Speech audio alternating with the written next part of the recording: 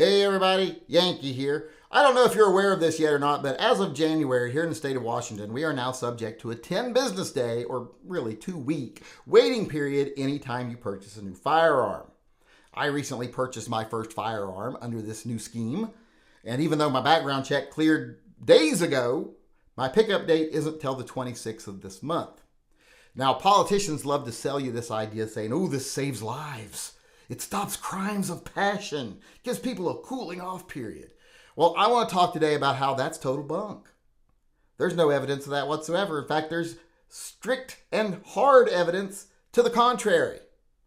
And I want to talk about that today. So in case you're ever in a situation where you need to discuss hold periods, waiting periods for handguns, you can talk about how they don't actually do what politicians say they do. Because, it's very important for us in the gun community to be able to have intelligent, informed debates with other people that disagree with us.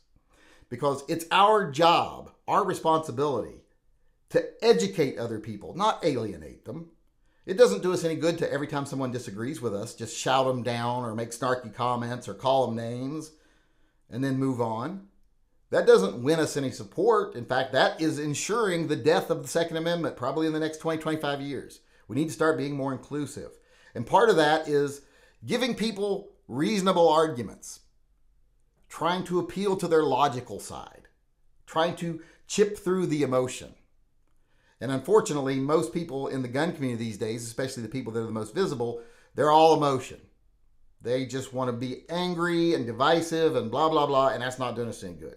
So today I want to talk about why waiting periods are so stupid and why they cost lives. If you look at statistics, as far as crimes of passion go, the vast majority of them are committed with whatever's on hand.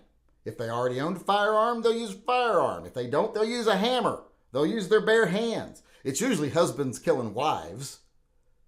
So using their bare hands is usually something they can do because they usually have a huge advantage.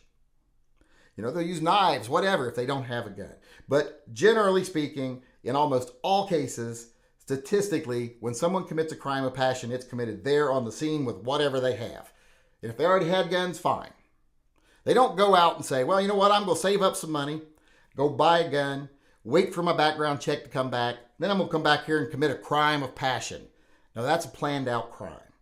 And a little wait period doesn't usually stop that. In fact, waiting can usually make people angrier and angrier and angrier, psychologically speaking. Because if they get angry at the fact that they're angry at this person, then they get angry at the fact that they got to jump through hoops to get a firearm as a citizen. Well, they just build up that resentment and that anger. And instead of just taking out their wife or their boyfriend or whoever, well, they might decide to take out everybody that's in the same building with them at the time. So psychologically and statistically speaking, there's no evidence that show that waiting periods stop any crimes. That's just not how crimes of passion work. In most cases of mass murders with a firearm, those people owned their firearms long before. Most people who buy guns have never committed a crime. And they don't do it for a while after, usually. So that whole notion that people just buy guns to commit crimes, that's just a fallacy. It's a very tiny number of times that happens. And when that does happen, there's no evidence that it would have stopped them.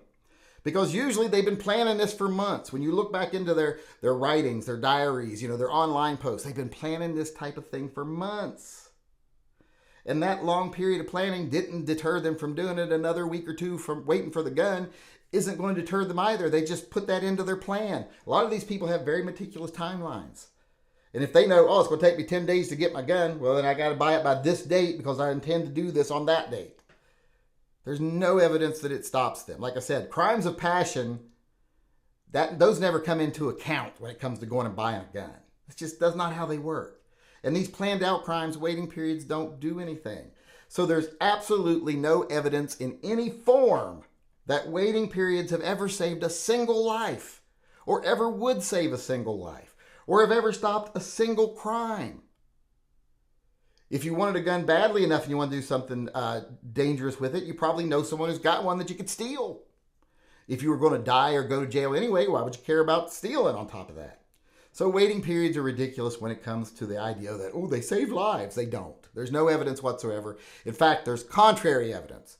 There are several cases of people who went to buy guns for protection, usually women, who are being stalked by an ex or a current even, and they're like, I need a firearm for protection. They're bigger than me physically. I can't stop them if they attack me. They can kill me with their bare hands.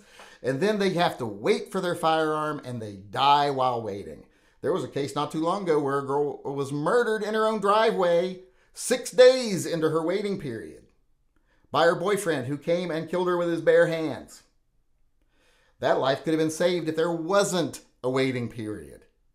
And there's dozens of cases like that. And when I say dozens, I'm really underestimating them. I'm short selling it. So when you sit down, you think logically, yeah, waiting periods aren't going to affect crimes of passion. Those happen at the spur of the moment on the scene. They're not going to stop planned events because those people will just factor the time into their plan. And they do cause people who need a gun immediately, because they're in danger, to remain victims for an extended period of time.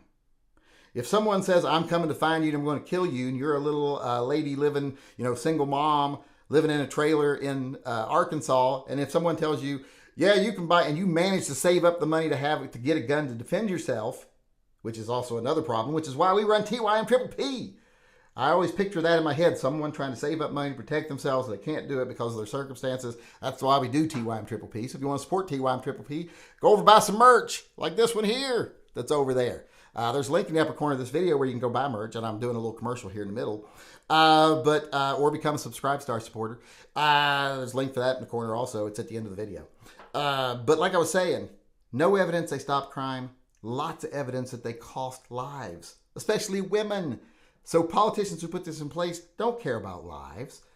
They especially don't care about women's lives, or they wouldn't do this. They would make it, they'd be trying to write bills that make it an expedited process for women to obtain a firearm if they have a stalking order against someone. Like if they can come in and show, hey, I just had to get a restraining order against my ex-boyfriend. Oh yeah, we can waive the waiting period on you. That would be a better plan. And that would be more about caring about lives. But what politicians are really doing with these laws is, like I said, they're trying to destroy retailers. In this case, they're trying to say, anytime you sell guns, you got to be able to store that gun for weeks at a time. And it's also going to be weeks before you can move that inventory out. So to make room for new inventory, it's really just destroying the retailer. Because all politicians are trying to do right now is protect the elite from everyone else. They serve the elite, and that's what they're doing right now. Gun laws are about protecting the power and money of the 1%. Just like when gun laws first came along, they were to protect the white man from the black man. They didn't want the black man having guns or power, or else they would take back some of the things the white man took from them forcefully, or take revenge. And the 1% know that that's where they're at right now. They know they can't possibly fight the 99% if the 99% decide that we're not going to be victims of you all anymore. So they have to have their agents, the politicians, make sure that the people are weaker than their own private police departments, their own private armies. They have to keep the people subservient. That's what gun laws are about. They're not about saving lives.